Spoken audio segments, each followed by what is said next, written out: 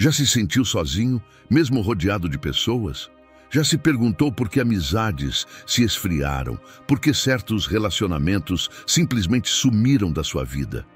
Talvez você não esteja sendo rejeitado, talvez esteja sendo protegido. É estranho pensar assim, mas a verdade é que os escolhidos de Deus muitas vezes passam por temporadas de solidão, não por acaso, mas por propósito. E isso dói. Dói ver gente se afastando, dói perceber que poucos conseguem caminhar com você. Mas essa é uma marca dos que têm um chamado maior. Enquanto muitos vivem alianças superficiais, você sente no espírito que certas companhias não cabem mais. O problema não é você estar só. O problema seria você se contaminar com o que Deus quer te livrar. E se eu te dissesse que esse vazio relacional é, na verdade, uma blindagem espiritual? Jesus avisou que nos últimos tempos o amor de muitos esfriaria e que os falsos seriam cada vez mais parecidos com os justos. Ele também foi traído, abandonado, rejeitado e ainda assim permaneceu firme no propósito. Nesse vídeo, você vai entender por que certos tipos de pessoas precisam sair da sua vida. Vai aprender a reconhecer os perfis que enfraquecem sua fé e desviam seu coração. E, mais importante, vai descobrir o que fazer para manter sua alma limpa e alinhada com o que Deus deseja para você. Não é sobre se isolar, mas sobre se preservar. E quando você entende isso, a solidão deixa de ser castigo e passa a ser um sinal claro de que Deus te escolheu para algo maior. Se esse tema já falou com você só nesses primeiros minutos, não esquece de deixar o like e se inscrever no canal. Tem muita coisa profunda vindo por aí e você não vai querer perder. Vamos juntos até o final dessa jornada, porque ela pode abrir seus olhos de uma forma que você nunca imaginou. Às vezes, o maior perigo não vem de quem ataca abertamente a fé, mas de quem a usa como manto para enganar. O enganador que se faz de justo é aquele que sorri com os lábios, mas guarda veneno no coração. Ele fala de Deus, carrega a Bíblia debaixo do braço, mas seus olhos não refletem luz, apenas interesse. Jesus nos alertou: acautelai-vos dos falsos profetas, que vêm até vós vestidos como ovelhas, mas interiormente são lobos devoradores. Mateus 7,15. E não é à toa. Eles se aproximam de mansinho como quem quer ajudar, mas estão de olho no rebanho, não no pastor. Esse tipo de pessoa não se apresenta com chifres e tridente. Na verdade, ele se parece muito com alguém que você admira. Pode ser um líder respeitado, um colega de ministério, até um amigo íntimo. O problema é que ele conhece bem a linguagem da fé, sabe onde tocar para emocionar e usa isso para conquistar espaço. Mas os frutos não mentem. Em Mateus 7,16, Jesus completa: pelos seus frutos os conhecereis. Um coração genuinamente guiado por Deus produz paz, verdade e compaixão. Nunca confusão, manipulação ou divisão. É como uma árvore que parece linda por fora, cheia de folhas e sombra, mas que está oca por dentro, apodrecida por vermes invisíveis. Assim são os enganadores, cativantes na aparência, mas destrutivos na essência. A pessoa que convive com alguém assim começa a sentir um desconforto sutil, um esvaziamento espiritual que não entende de onde vem. E esse é o perigo. O engano raramente chega com alarde. Ele se instala devagar, ganha confiança, até que já é tarde demais para perceber o estrago. Muitos caem nessa armadilha porque confundem espiritualidade com performance. O enganador é bom nisso. Ele ora bonito, chora nos cultos, tem palavras doces na hora certa. Mas é só observar com calma. Será que ele se alegra com a vitória dos outros? Ele encoraja ou sufoca? Ele serve ou exige ser servido? Uma fé verdadeira se prova na prática, no cuidado com o próximo, no silêncio das ações que ninguém aplaude. O enganador, por outro lado, busca palco e, se possível, controle. quando alguém usa versículos fora de contexto para justificar atitudes ruins, é bom acender o sinal de alerta. Nem tudo que tem aparência de fé vem de Deus. O diabo também citou a Bíblia quando tentou Jesus no deserto, Mateus 4:6. O problema é que ele distorceu a verdade para tentar manipular o Filho de Deus. E essa é exatamente a especialidade dos enganadores modernos: torcer o que é santo para favorecer o que é egoísta. Por isso, conhecer a palavra e pedir discernimento a Deus não é opcional, é questão de sobrevivência espiritual. E aqui vai um exemplo prático. Se alguém te aconselha, mas te afasta da comunhão com pessoas maduras na fé, se essa pessoa te isola ou cria dependência emocional em nome da espiritualidade, cuidado. Isso não é discipulado, é dominação. Uma boa forma de discernir é observar como você se sente depois de estar com essa pessoa. Paz, leveza e clareza são bons sinais. Medo, dúvida constante e peso na alma são alarmes claros. E não se engane. Se algo parece espiritual demais, mas nega os princípios do amor e da humildade, é melhor se afastar. A convivência com esse tipo de gente corrói a fé de dentro para fora. E o pior é que, quando finalmente a máscara cai, o estrago já foi feito.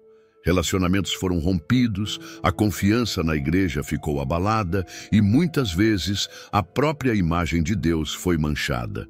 É por isso que Jesus nos deu um critério simples e profundo. Observe os frutos. Palavras encantam, mas os frutos revelam.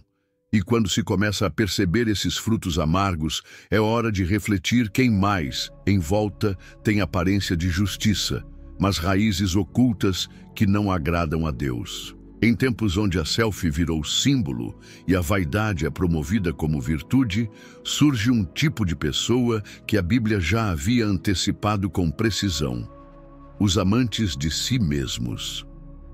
Paulo, em sua carta a Timóteo, avisou que nos últimos dias haveria homens egoístas, amantes de si, avarentos e presunçosos, segundo Timóteo 3:1-2.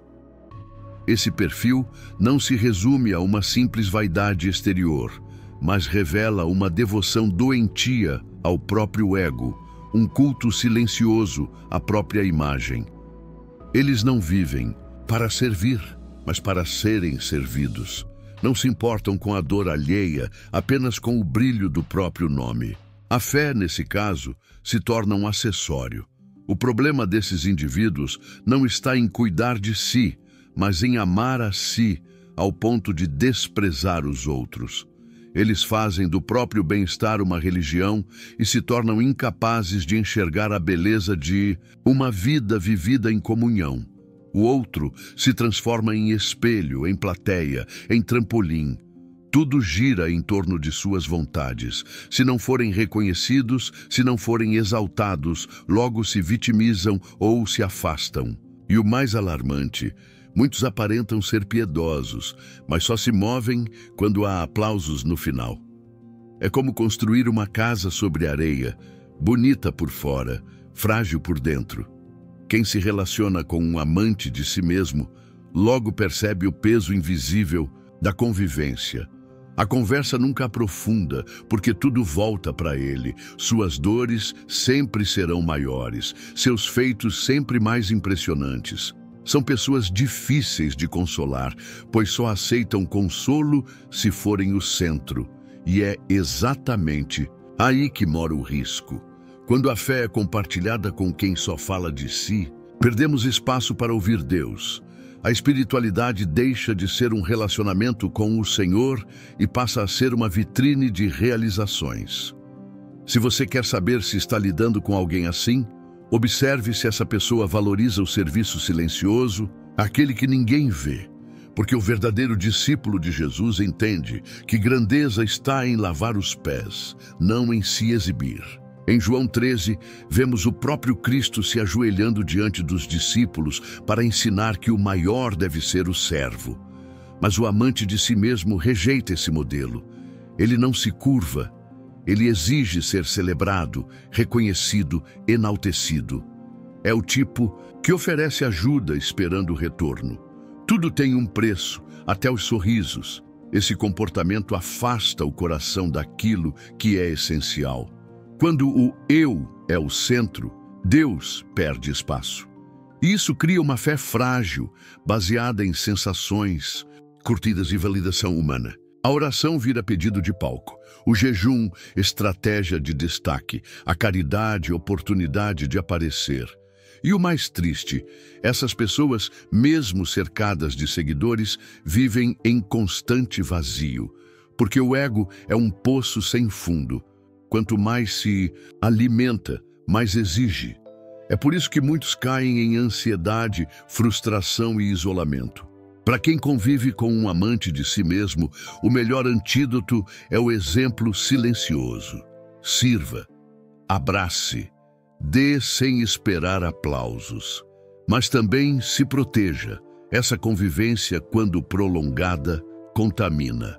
Aos poucos, começamos a adotar o mesmo vocabulário, a mesma sede por reconhecimento, a mesma pressa em aparecer. A fé começa a se medir por visibilidade, não por intimidade, e isso é perigoso. Por isso, em ambientes onde o ego domina, é preciso se perguntar: será que ainda há espaço para a cruz ou tudo já foi tomado pelos tronos do orgulho? E vale refletir. Se estamos cercados de pessoas que sempre se colocam no centro, como poderemos enxergar quem realmente precisa de ajuda? Os amantes de si mesmos ofuscam os humildes, abafam as vozes discretas, pisam nos tímidos. A comunidade vira competição, a igreja vira palco e o altar um espelho. Nesse cenário, quem anda com Deus precisa vigiar, pois o ego inflado é um dos caminhos mais rápidos para o esfriamento espiritual. E se não percebermos a tempo, podemos, sem notar, nos tornar semelhantes aos escarnecedores. Há um tipo de presença que parece inofensiva, até divertida, mas que aos poucos vai corroendo a estrutura da fé. É a companhia dos escarnecedores. Eles não necessariamente gritam sua incredulidade. Preferem o sarcasmo, as piadinhas espirituais, os comentários ácidos travestidos de inteligência. Em Salmos 1:1, a Bíblia já orienta: bem-aventurado o homem que não se assenta na roda dos escarnecedores. Isso não é exagero, é uma proteção. Porque quem zomba do sagrado transforma o que é santo em piada e o que é precioso em banalidade. E a alma, quando exposta a isso por tempo demais, começa a se acostumar com o desrespeito. Escarnecedores são mestres da sutileza. Eles fazem parecer que é apenas uma brincadeira, que é humor saudável, que não há nada demais em ironizar certas práticas ou textos da palavra. Mas o veneno está na forma como tratam a fé, como se fosse algo ultrapassado, ingênuo ou pior, ridículo. Quando alguém diz, só estou sendo realista, preste atenção. Às vezes, essa realidade é apenas uma desculpa para zombar daquilo que ainda não entenderam com o coração. E o que começa como graça, termina em desvalorização da fé, da oração e da presença de Deus. O problema de andar com escarnecedores é que, mesmo sem querer, começamos a rir do que antes chorávamos. Começamos a achar bobo o que antes considerávamos sagrado. É como um copo de água, limpa que dia após dia recebe pequenas gotas de lama. No início, a sujeira parece insignificante, mas com o tempo todo o conteúdo já está turvo. A zombaria enfraquece a reverência, e onde não há reverência, não há temor de Deus. E sem temor, tudo vira opinião, tudo vira debate, tudo vira meme. E isso se aplica à vida real de maneira prática. Pense nas conversas com aquele grupo que ri da fé alheia, que ridiculariza quem jejua, que imita pregadores de forma cínica. No início, você tenta relevar. Depois, já não sente vontade de compartilhar suas experiências com Deus. Com o tempo, até se cala em momentos que exigiam posicionamento. É assim que a fé se esfria, não de uma vez, mas no silêncio do constrangimento. O escarnecedor tira o espaço do espírito com o peso de suas palavras disfarçadas de lucidez. Conviver com esse tipo de pessoa é caminhar num terreno cheio de armadilhas. Cada conversa pode conter uma armadilha para fazer você duvidar da promessa. Cada reunião pode ser um ensaio de incredulidade. E como está em Provérbios 13:20, quem anda com os sábios será sábio, mas o companheiro dos tolos sofrerá o dano. O escarnecedor não é apenas tolo, ele leva os outros com ele. Ele não questiona para aprender, ele questiona para enfraquecer. Ele não duvida para crescer, ele duvida para corromper. Há escarnecedores disfarçados de intelectuais, de pensadores, de gente madura. Mas maturidade espiritual se vê na reverência, não na arrogância. E o triste é que muitos jovens na fé acabam sendo enredados por esse tipo de influência. Começam a esconder sua fé, a não levantar as mãos no culto, a evitar falar de Jesus em público. Tudo isso por medo de parecerem simples demais diante daqueles que transformaram a fé em chacota. E isso é perigoso, porque quando a gente começa a ter vergonha daquilo que é santo, já estamos cedendo terreno para o inimigo. Por isso, é importante observar com quem temos compartilhado nossas conversas mais íntimas. Será que essas pessoas alimentam nossa fé ou a ridicularizam? Será que saímos delas mais próximos de Deus ou mais céticos? A atmosfera que nos cerca molda o que sentimos, pensamos e até acreditamos. E se não tomarmos cuidado, a zombaria se tornará parte da rotina, e a ira, logo ao lado, pode encontrar espaço para nascer. Existe uma presença que silenciosamente vai minando a oásis ao nosso redor. É a do amigo dominado pela ira. No começo ele parece apenas explosivo, temperamental, mas aos poucos, sua raiva vai contaminando o ambiente como um incêndio que começa com uma fagulha e se alastra sem controle. Provérbios 22, 24, 25 adverte com firmeza: não te associes com o iracundo, nem andes com o homem colérico, para que não aprendas as suas veredas e tomes um laço para a tua alma. E não é exagero. A raiva é contagiosa e, sem perceber, começamos a reagir da mesma forma. O amigo irado é aquele que estoura por pouco, que sempre vê ofensa em tudo, que enxerga o mundo como um campo de batalha. Ele transforma qualquer desacordo em um ataque pessoal. Suas palavras são afiadas, seu tom sempre elevado, sua presença muitas vezes tensa. Quem anda com alguém assim vive em alerta constante, como se estivesse pisando em ovos. E pior, começa a justificar atitudes raivosas como sendo normais. É assim que a mansidão vai desaparecendo, não por escolha, mas por convivência. Ira é um fogo que, mesmo quando não nos queima diretamente, aquece tanto que acaba nos moldando. Você já reparou como, depois de conviver com alguém irritadiço, começa a responder de forma mais ríspida, começa a perder a paciência com detalhes, a elevar a voz em situações que antes resolveria com diálogo? Isso acontece porque a ira muda o ritmo da alma. Em vez de paz, aceleração. Em vez de gentileza, dureza. Em vez de empatia, impaciência. E a alma começa a adoecer. Agora, veja o contraste. Gálatas 5:22 fala dos frutos do Espírito: amor, alegria, paz, longanimidade, benignidade, bondade, fidelidade, mansidão e domínio próprio. Onde há ira constante, esses frutos não têm espaço para crescer. É como tentar plantar flores em solo envenenado. O irado não dá espaço para escuta, não perdoa com facilidade, guarda mágoas como troféus. Ele inspira defesa, nunca acolhimento. E com o tempo, até nossas orações se tornam mais duras, mais ásperas, mais impacientes. Na prática, A influência de um amigo colérico pode mudar a forma como lidamos com família, colegas e irmãos da fé.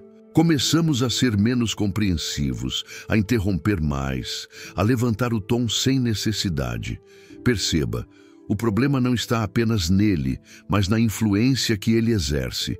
E essa influência, quando não identificada, começa a parecer natural. A Bíblia nos orienta a sermos tardios em irar-nos, mas essa convivência nos treina a explodir com rapidez. O que antes nos incomodava, agora nos define. E quando começamos a justificar frases como "eu sou assim mesmo", "não levo desaforo" ou "não sou de guardar nada", é sinal de que o fogo da ira já nos alcançou. O amigo colérico, sem querer, nos empurra para uma versão que não combina com o Espírito de Deus. Jesus, mesmo diante da injustiça, não reagiu com fúria, mas com graça.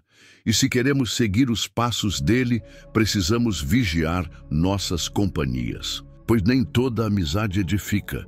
Algumas moldam silenciosamente o nosso caráter. Estar perto de quem vive dominado pela ira é aceitar conviver com pequenas explosões diárias que ferem, desanimam e distorcem o modo de ver o mundo. É como conviver com tempestades emocionais que nunca cessam.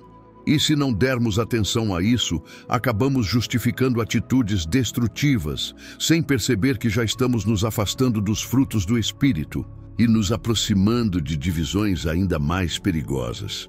Poucas coisas são tão perigosas quanto aquele que semeia discórdia. Ele não grita, não gesticula, não chega causando confusão. Pelo contrário, geralmente fala baixo, com boa intenção, se dizendo preocupado.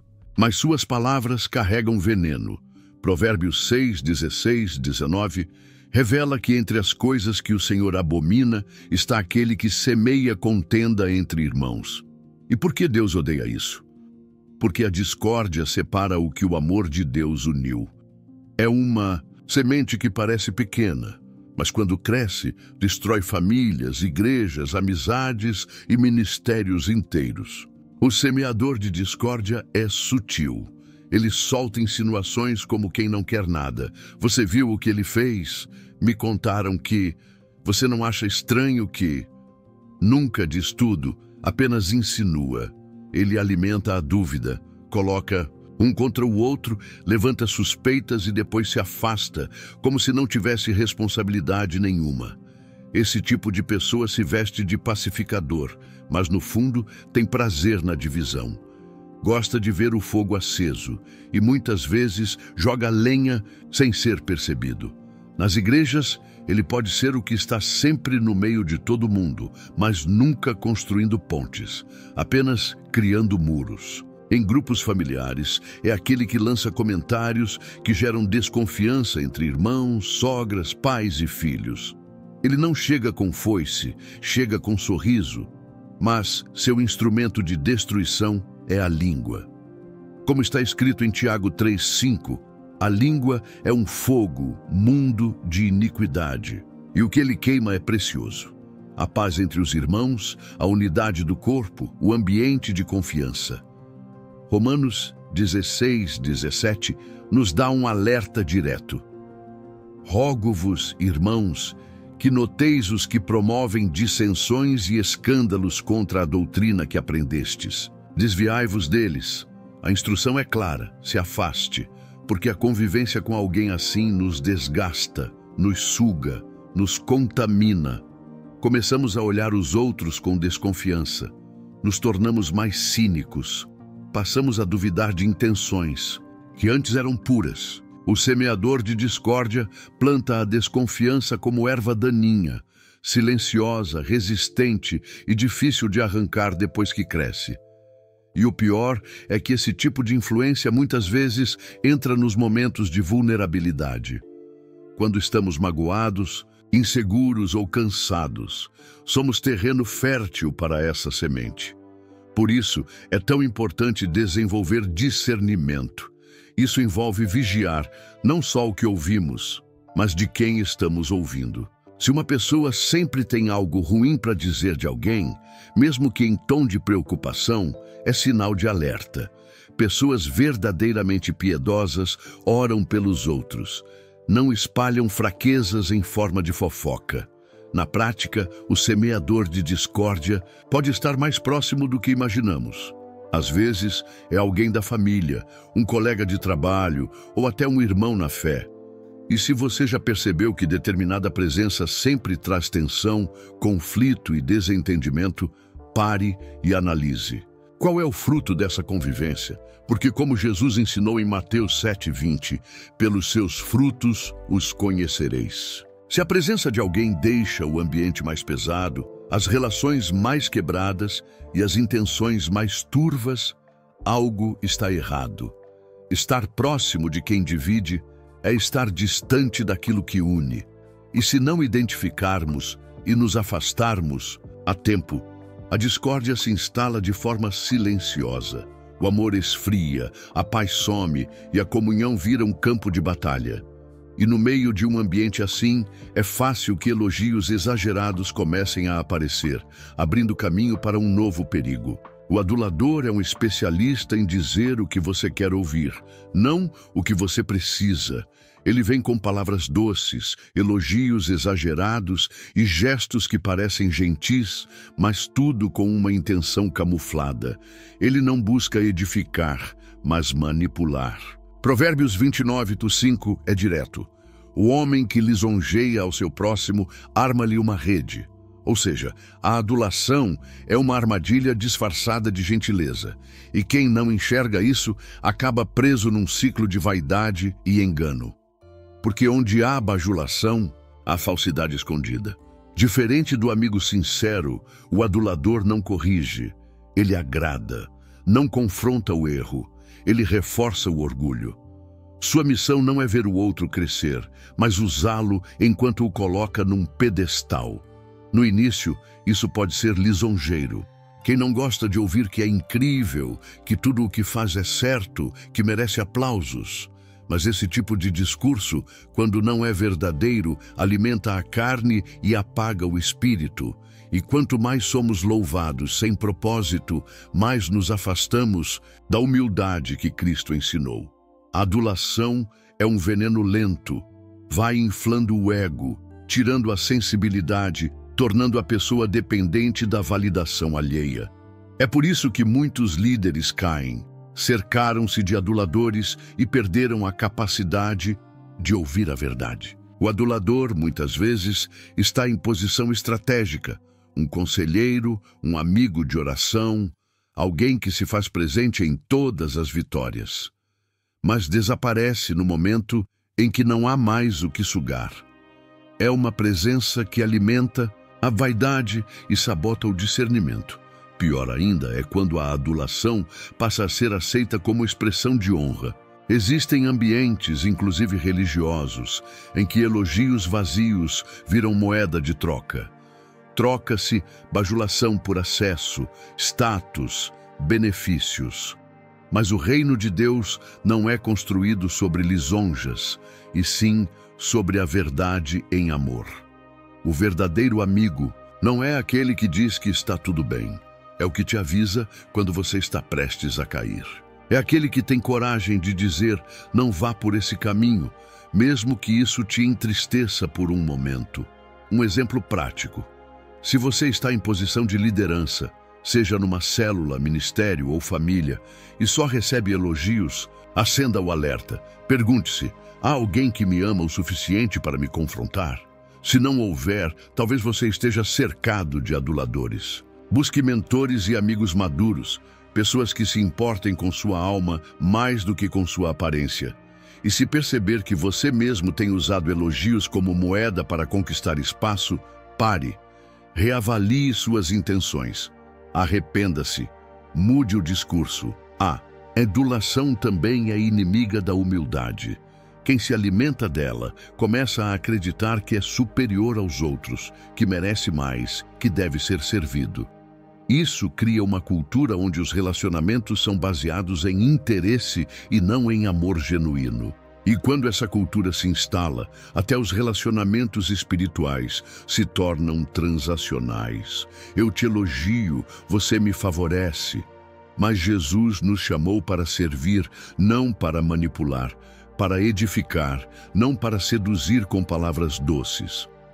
Assim como a adulação nos torna vulneráveis ao orgulho, ela também abre espaço para outras formas de idolatria. A busca por reconhecimento pode nos afastar completamente da dependência de Deus.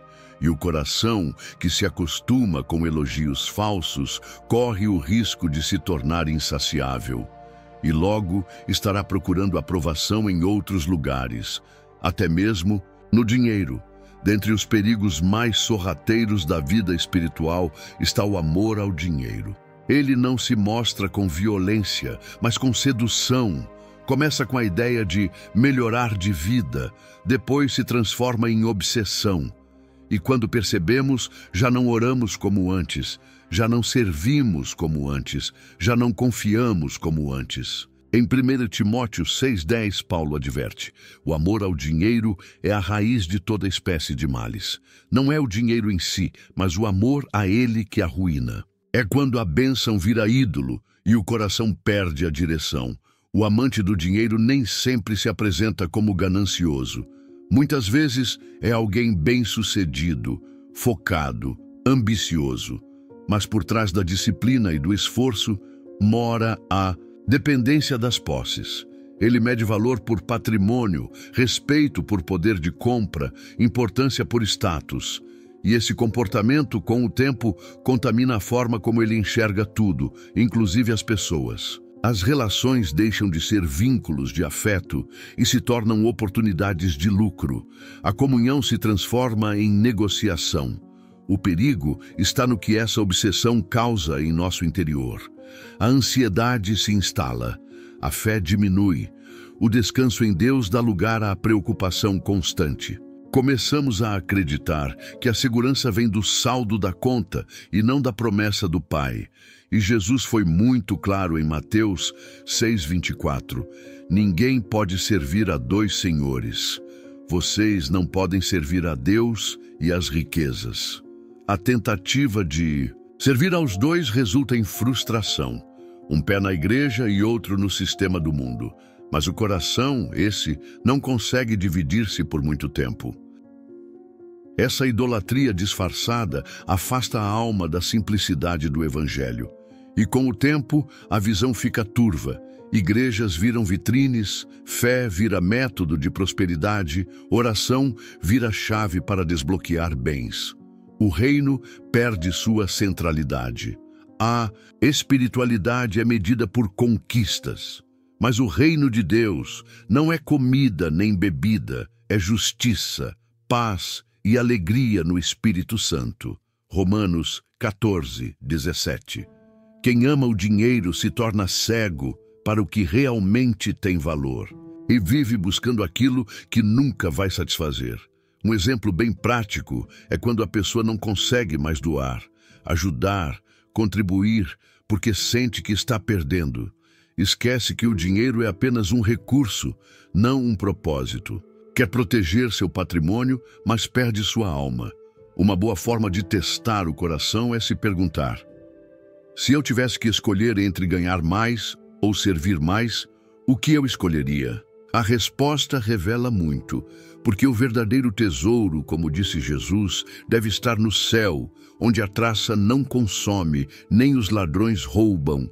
Mateus 6:19-20. Estar perto de quem ama o dinheiro é perigoso porque essa mentalidade é contagiosa.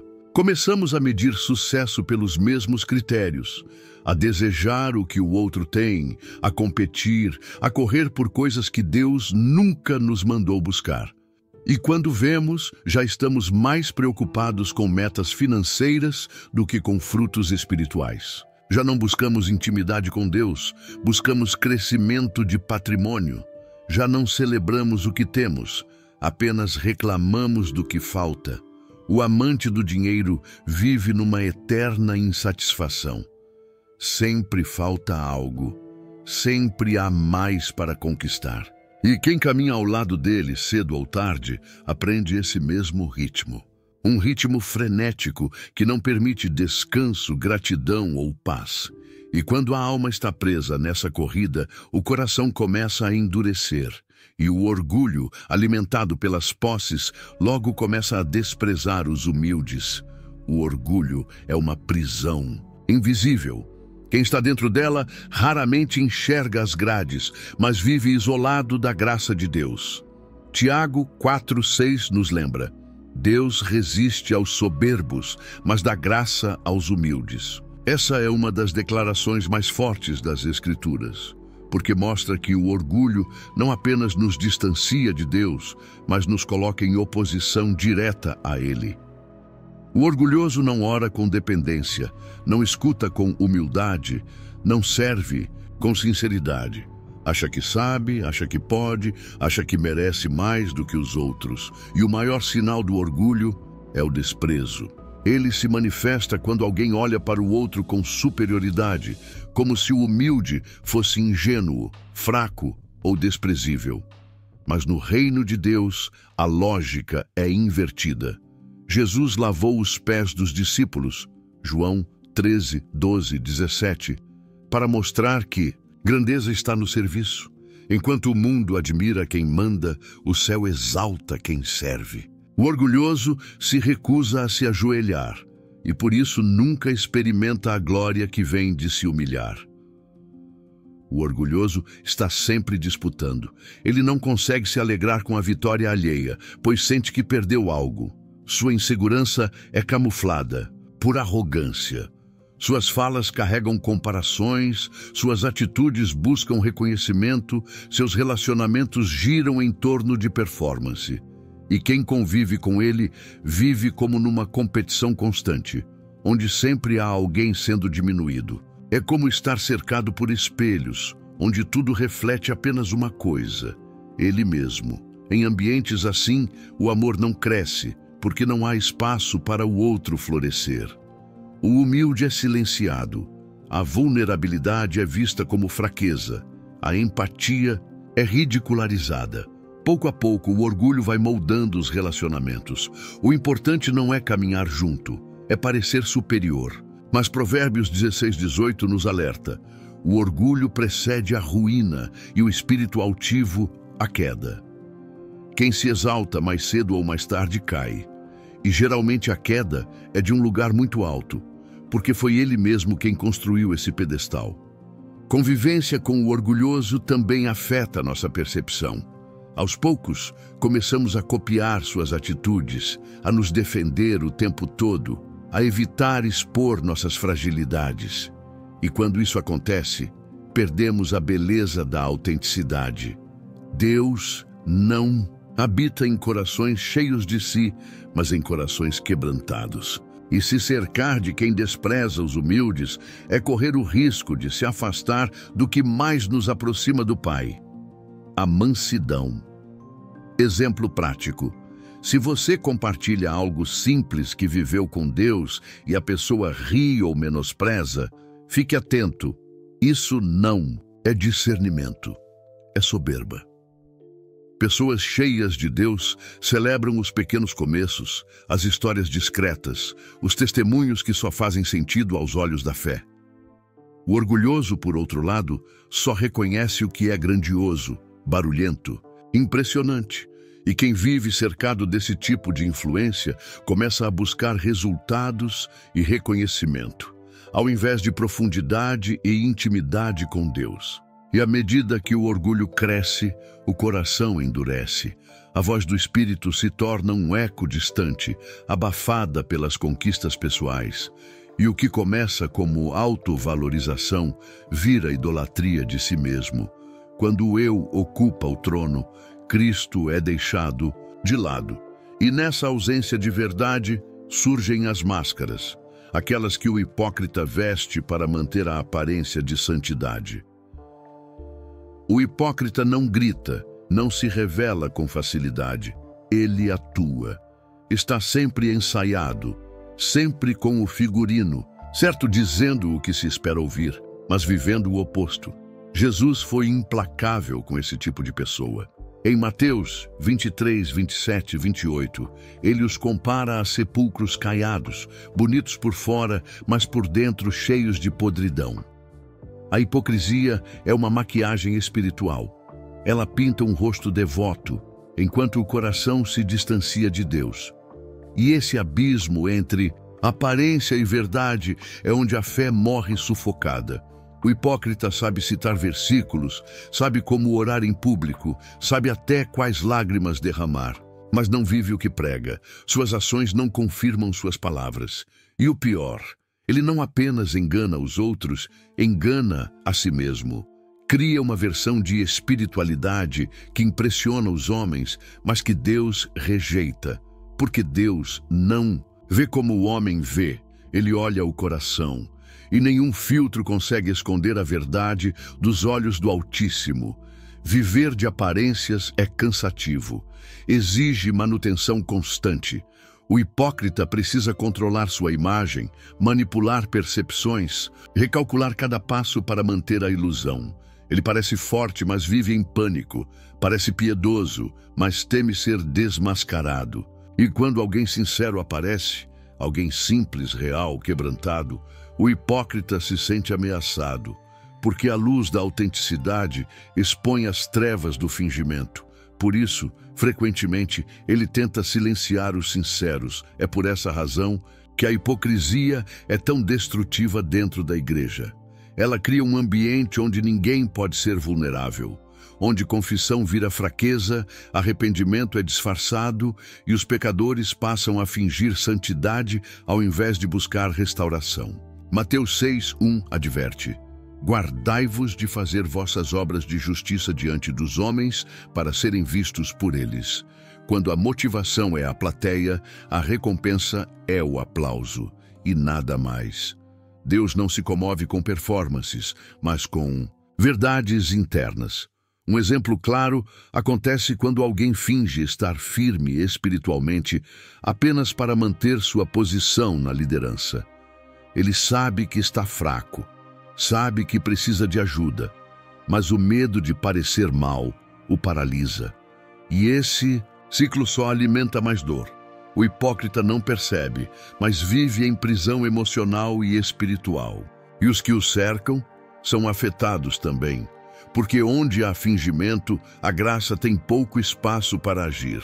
A cura exige verdade. Convivendo com o hipócrita, corremos o risco de nos tornar como ele.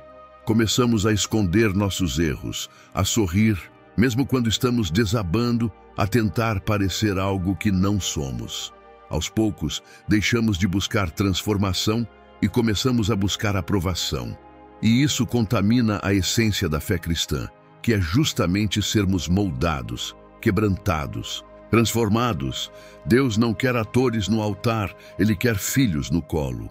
Gente sincera que, mesmo caída, se levanta com arrependimento. E onde a hipocrisia se instala, a autenticidade é sufocada.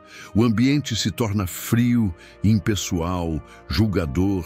As pessoas deixam de confessar, de compartilhar, de crescer. E nessa atmosfera artificial, o que resta é um teatro. Mas Deus quer verdade no íntimo, como diz o Salmo 51:6. E quem vive encenando a fé, logo esquece até de onde veio. E assim, a desobediência aos princípios começa a se tornar natural, inclusive dentro de casa. A desobediência aos pais pode parecer algo comum, até inofensivo nos dias de hoje, mas aos olhos de Deus é um sinal grave de decadência espiritual.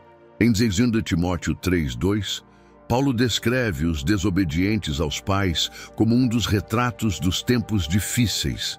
Isso porque, quando os filhos se rebelam contra a autoridade que Deus colocou sobre eles, estão abrindo caminho para resistir a toda forma de correção.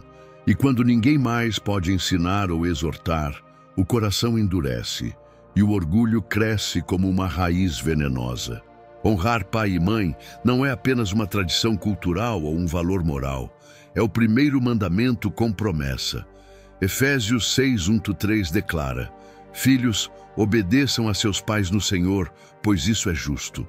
honra teu pai e tua mãe, para que tudo te corra bem. Essa promessa de bem-estar e longevidade não é simbólica, ela se manifesta em diversas áreas da vida. O respeito à autoridade dentro do lar forma o alicerce para respeitar outras autoridades, inclusive a de Deus. O problema é que vivemos uma era onde a independência precoce é exaltada. Jovens querem se libertar de qualquer limite, achando que sabem mais que os pais, mais que os líderes, mais que os sábios. Essa autossuficiência tem aparência de maturidade, mas é rebeldia disfarçada. E quando o filho ignora os conselhos dos pais, mesmo os pais simples, com pouca instrução, ele está desprezando a sabedoria prática que a vida já ensinou a eles. Isso abre portas para tropeços desnecessários. A desobediência pode não parecer grave na hora. Uma resposta atravessada, uma escolha oposta ao que os pais pediram, mas vai corroendo a alma. A criança ou jovem que cresce assim, com o coração endurecido para a correção, se torna um adulto sem freios. Um adulto que não ouve, que não se arrepende, que não consegue receber direção de Deus. Porque, como diz Provérbios 13:1, o filho sábio ouve a instrução do pai, mas o zombador não atende à repreensão. Quem convive com pessoas desobedientes aos pais acaba sendo influenciado por essa mentalidade. A convivência constante nos faz achar que é normal não ouvir, não respeitar, não obedecer. E quando nos damos conta, já estamos repetindo frases como "minha mãe não manda em mim" ou "meu pai não sabe de nada". Mas isso é perigoso. O desrespeito a essa autoridade afeta o coração, destrói famílias e também impede que a bênção de Deus flua livremente sobre o lar. Exemplos disso são visíveis na prática. Quando um amigo trata os pais com desprezo, faz piada de ordem simples ou chama correções de chatice, é sinal de alerta. Quem se permite viver ao lado desse tipo de influência começa a pensar e agir da mesma forma. E a desobediência, quando não é confrontada, vira cultura, vira padrão. E essa cultura é contrária ao reino de Deus, que ensina a honrar, a obedecer, a amar mesmo quando discordamos. E assim, esse espírito de rebeldia vai crescendo. Começa em casa, mas logo se espalha. Desrespeita professores, líderes, autoridades espirituais. E quando menos se espera, já está zombando até das coisas sagradas. Há uma linha tênue entre o questionamento saudável e a zombaria disfarçada de opinião. Quando alguém começa a tratar as verdades espirituais com desdém, com sarcasmo ou com aquele riso debochado, algo sério está acontecendo. Em 2 Pedro 3:4, somos alertados. Nos últimos dias virão escarnecedores, andando segundo suas próprias concupiscências e dizendo: onde está a promessa da sua vinda? O escarnecedor não quer compreender, ele quer desacreditar. Não busca sabedoria, busca minar a fé dos que ainda creem.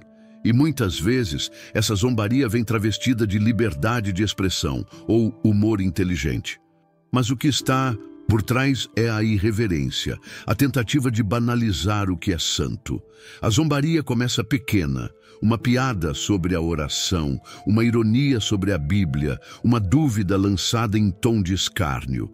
E quando não é percebida como veneno, começa a se espalhar. Quem escarnece das coisas de Deus está, na verdade, afrontando a própria essência do que sustenta a vida espiritual. Jesus nos alertou sobre esse comportamento em Mateus 7:6. Não deis aos cães o que é santo, nem lanceis vossas pérolas aos porcos. Essa não é uma fala de desprezo às pessoas, mas um alerta sobre discernimento. Quem zomba do sagrado mostra que ainda não tem o coração pronto para entender o valor daquilo. E insistir em compartilhar as coisas santas com quem só sabe ridicularizar é como deixar uma chama acesa no meio de um vendaval. Ela se apaga antes de aquecer. Um exemplo muito comum acontece quando alguém compartilha um testemunho verdadeiro, uma cura, uma resposta de oração, e outro ri ou diz: "Você acredita mesmo nisso?" Esse tipo de zombaria, ainda que dita com um sorriso no rosto, tem poder de silenciar, de ferir e de apagar o fervor de quem está começando a caminhar com Deus. E quem já passou por isso sabe. Nada machuca mais do que ver alguém tratar com desprezo o que para você é sagrado. Quem vive cercado por zombadores corre o risco de se tornar como eles. Aos poucos, a reverência desaparece, a oração se esfria, o temor se perde. E quando o temor vai embora, é como se as luzes se apagassem no espírito. Não há mais sensibilidade à voz de Deus, não há mais tremor diante da sua palavra, não há mais prazer em estar na presença dele. A zombaria vai secando a alma. E quando menos se espera, a fé virou apenas um ritual vazio. A influência do zombador é traiçoeira porque ele se apresenta como alguém moderno, crítico, intelectual. Mas na prática seu discurso não edifica. Ele não acredita, não se envolve, mas quer opinar sobre tudo. E o problema é que, com o tempo, esse tipo de influência nos faz sentir vergonha do que cremos. Já viu alguém hesitar antes de falar de Jesus por medo do deboche? Pois é exatamente isso que o zombador provoca. Uma intimidação disfarçada de inteligência. E é nesse ambiente de frieza espiritual, onde tudo é questionado, ironizado e ridicularizado, que a fé começa a ser tratada como bobagem. E quando a fé perde o valor, a injustiça começa a ganhar espaço. Nem todo mal se apresenta com gritos ou violência. Às vezes, ele veste terno, fala bonito, assina papéis e diz que está apenas cumprindo o que é necessário. Mas a Bíblia é clara. Deus abomina quem justifica o ímpio e condena o justo. Provérbios 17:15. O promotor de injustiça não precisa levantar a mão para ferir. Ele pode destruir com a caneta, com a omissão, com o silêncio diante do sofrimento. E é esse tipo de mal silencioso que mais assusta, porque se infiltra nos sistemas, nas decisões, nos relacionamentos. A injustiça começa quando alguém tem a chance de corrigir algo errado, mas escolhe não se envolver. Pode ser na empresa, quando se favorece quem é desonesto. Na escola, quando se ignora o bullying. No lar, quando se protege um comportamento destrutivo por conveniência. Isaías 10:1-2 nos dá um alerta forte. Ai dos que decretam leis injustas, para negar justiça aos pobres. O promotor de injustiça transforma o que é certo em errado e o errado em normal. Ele inverte os valores e ainda exige respeito pela sua decisão. Na prática, isso se vê quando líderes ignoram o clamor dos oprimidos, quando patrões exploram seus funcionários, quando julgamentos são feitos com parcialidade. Mas também se vê nas pequenas coisas, quando você ouve uma mentira e a repete, quando sabe que alguém está sendo injustiçado e escolhe se calar. Tiago 4:17 diz que aquele que sabe fazer o bem e não o faz, comete pecado. Ou seja, não basta não.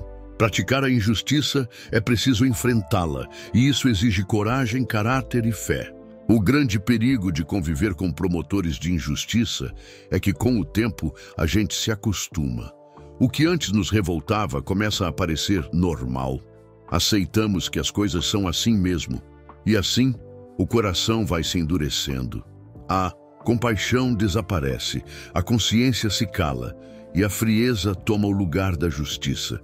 E o mais assustador, tudo isso pode estar acontecendo dentro de ambientes ditos religiosos, onde, por trás de discursos piedosos, há decisões egoístas, impunes e desumanas. É preciso ter olhos abertos e coração alinhado com a justiça de Deus, porque Ele não fecha os olhos para os oprimidos. Ele vê a dor do inocente, Ele ouve o clamor do aflito, e Ele cobra daqueles que têm poder e escolhem usar mal.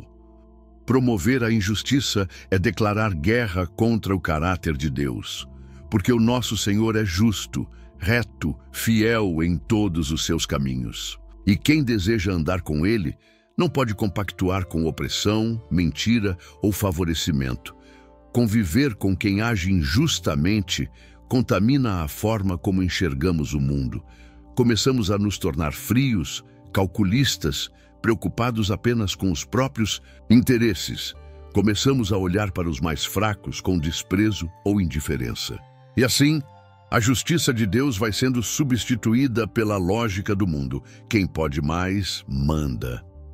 Mas o reino de Deus não funciona assim. Lá, o maior é quem serve. O mais justo é quem defende o que é certo, mesmo que custe algo. E onde a injustiça reina, a fé se fragiliza. Porque é impossível manter uma fé viva quando se está em aliança com o que é contrário a Deus.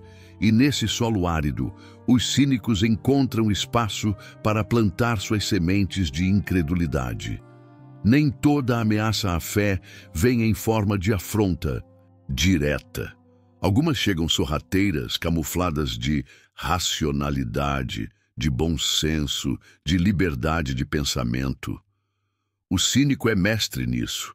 Ele não grita contra Deus, ele ri. Ri da sua fé, das promessas da Bíblia, do poder da oração. Judas 1,4 alerta sobre essas pessoas que entram disfarçadamente entre os fiéis e, aos poucos, minam a confiança na graça de Deus.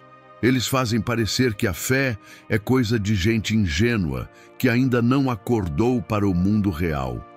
E o perigo é que o cínico se apresenta como alguém inteligente, culto, acima das emoções. Ele ridiculariza testemunhos, desdenha milagres e transforma toda conversa espiritual em piada ou debate seco.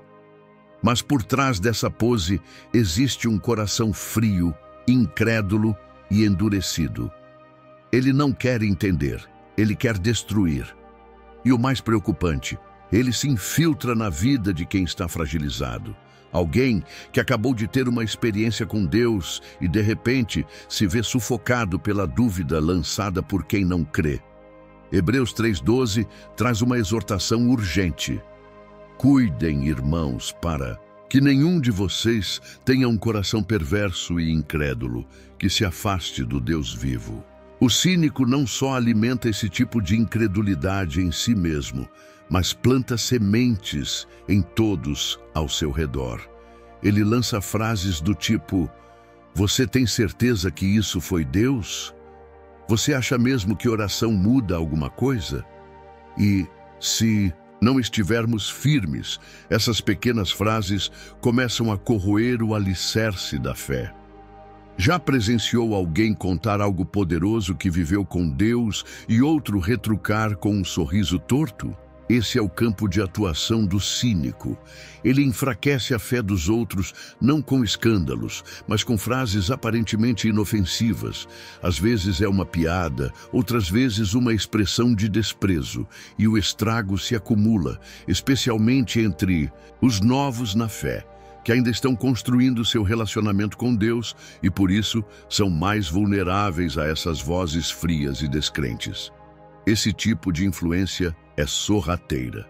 Ao invés de nos encorajar a buscar a Deus, o cínico nos faz sentir ridículos por acreditar.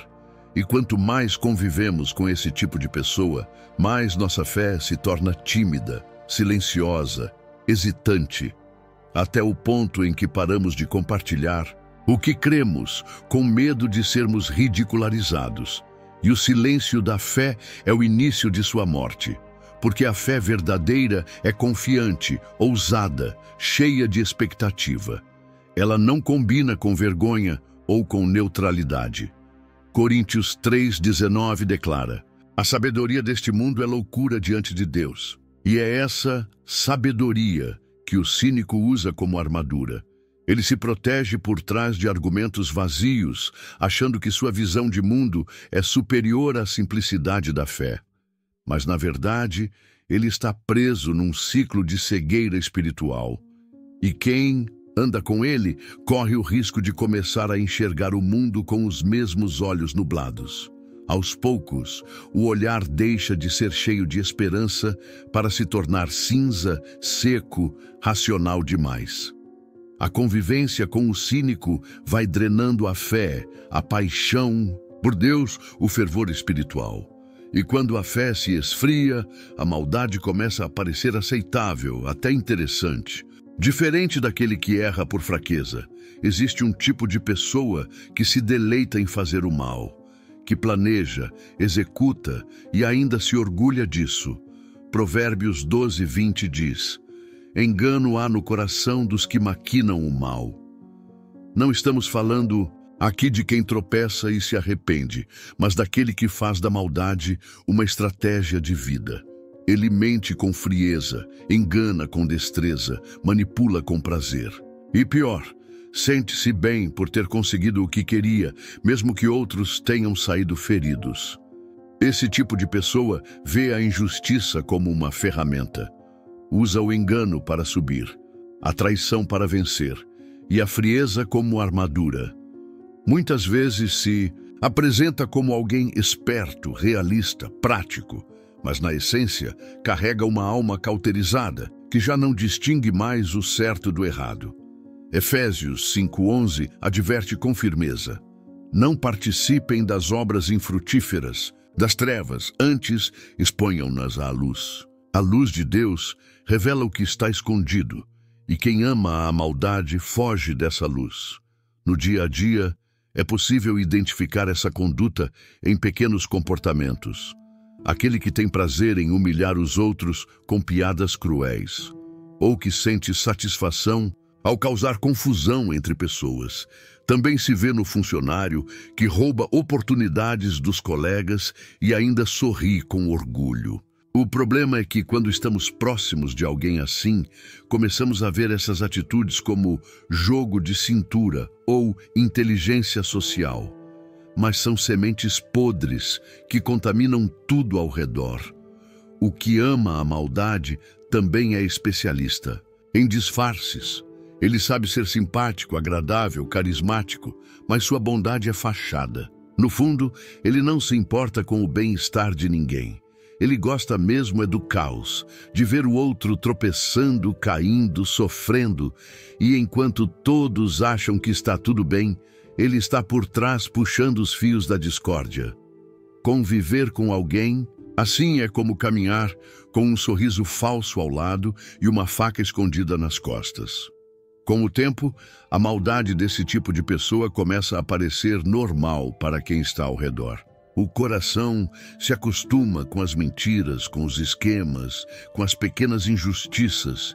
E quando o ambiente está totalmente contaminado, as pessoas boas passam a se calar. É nesse momento que o mal prospera. Não porque é mais forte, mas porque encontrou espaço livre. E se não houver vigilância, a maldade começa a parecer até eficiente, como se o caminho torto fosse mais rápido. O grande risco de manter esse tipo de companhia é que, sem perceber, começamos a justificar pequenas maldades em nós mesmos. Frases como "todo mundo faz", "ninguém é santo" ou "é só uma vez" começam a surgir na mente. E assim, a consciência vai sendo sufocada. Gálatas 6:7 traz um aviso cortante: não se enganem, de Deus não se zomba, pois o que o homem semear, isso também colherá. Quem planta maldade, colhe destruição. Pode demorar, mas o juízo vem, e quando a maldade vira rotina, o amor desaparece, a compaixão se apaga, e o sofrimento do outro já não toca mais. Poucas coisas revelam tanto a ausência de Deus no coração como a indiferença diante da dor alheia. Em um mundo onde todos estão correndo atrás de seus próprios interesses, muitos passam por quem está caído sem sequer virar o rosto. Mas a Bíblia não nos permite ignorar isso.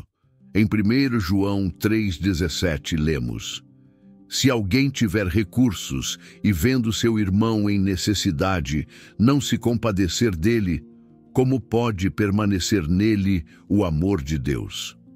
A resposta é clara: não pode. A insensibilidade é um sinal de afastamento espiritual. Quem vive de olhos fechados para o sofrimento do outro revela mais do que frieza, revela orgulho. Um coração endurecido não é apenas incapaz de chorar com os que choram, mas também rejeita qualquer envolvimento com a dor. Costuma dizer: cada um tem seus problemas, como se isso justificasse a omissão. Mas Jesus nos ensinou o contrário. Ele se aproximava dos marginalizados, tocava os leprosos, chorava com os enlutados. Ele não era apenas Salvador, era também um amigo. Sensível, Mateus 25:40, ecoa com força: sempre que fizestes a um destes meus pequeninos, a mim o fizestes. Ou seja, ignorar o necessitado é ignorar o próprio Cristo. E aqui está o perigo: conviver com quem não se importa com ninguém nos dessensibiliza também. Aos poucos, deixamos de estender a mão. Começamos a achar normal passar por cima de quem sofre, sem remorso. E quando a empatia desaparece, o amor deixa de ser prático e vira apenas discurso vazio, sem frutos reais. O insensível também costuma se justificar com frases como: a vida é dura mesmo, ou cada um colhe o que planta. Mas esse tipo de julgamento cega. A verdade é que muitos que estão sofrendo não precisam de soluções, mas de companhia. Às vezes, um ouvido atento, um abraço, um gesto de presença já fazem toda a diferença. E não se trata de carregar o mundo nas costas, mas de não virar as costas para o mundo. Deus nos colocou aqui para sermos sal e luz, e isso inclui enxergar quem está nas sombras da dor. Estar ao lado de alguém insensível pode nos levar a adotar um comportamento semelhante, sem perceber. A pessoa fria contamina o ambiente com sua dureza. Ela ignora pedidos de ajuda, critica quem chora, ridiculariza quem demonstra fragilidade. E logo, quem convive com ela começa a achar isso normal. Mas o Evangelho é tudo menos isso. Ele é feito de compaixão, de lágrimas partilhadas, de mãos estendidas. É impossível viver uma fé verdadeira ignorando quem precisa. Romanos 12:15 diz: alegrai-vos com os que se alegram, chorai com os que choram. Essa é a espiritualidade que Deus valoriza. Aquela que não se contenta com teorias, mas se torna prática, visível, sensível. Quando escolhemos enxergar a dor do outro, estamos imitando Jesus. E essa imitação transforma tudo ao redor. Porque o amor de Deus, quando é real, se move. Ele não é apático, ele se comove. E quando o coração está cheio dele, a indiferença não encontra espaço para permanecer. Mas quando se convive por muito tempo com quem é frio, o coração começa a gelar junto.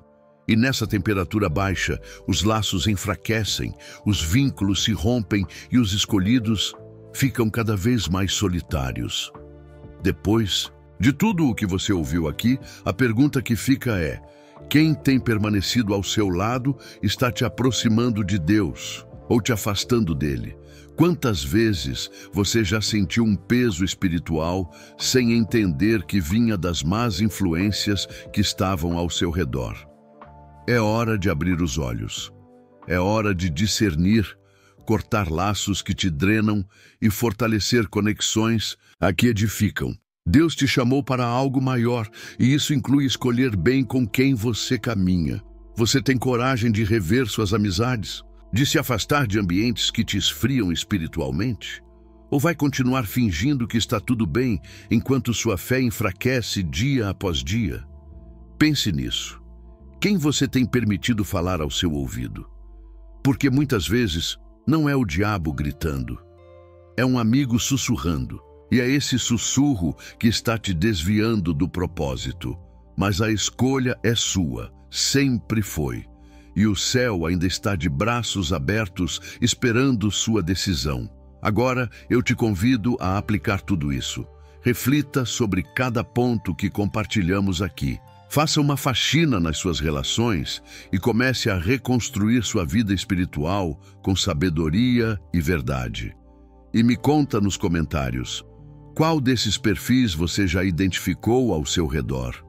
O que você vai fazer a respeito? Sua resposta pode ser o primeiro passo de uma mudança radical. E se esse conteúdo te edificou, mesmo que tenha doído um pouco, não saia sem deixar seu like. Isso ajuda esse vídeo a alcançar outras vidas que também precisam despertar.